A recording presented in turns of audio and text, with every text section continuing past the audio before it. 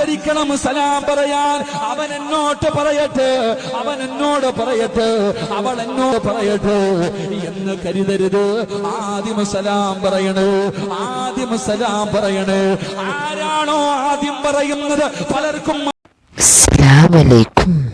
എല്ലാവരും റാത്തല്ലോ. ഇതെൻ്റെ യൂട്യൂബ് ചാനലാണ്. നല്ല നല്ല വിഷയമാണ്.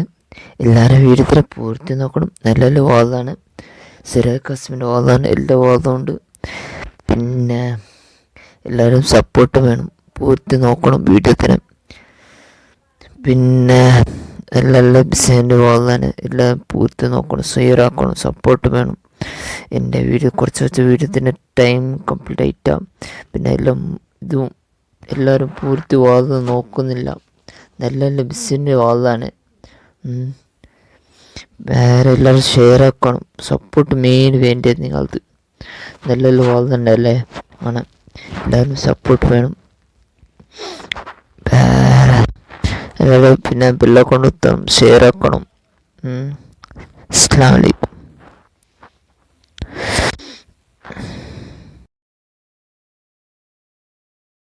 മത്സരിക്കണം സലാം പറയാൻ.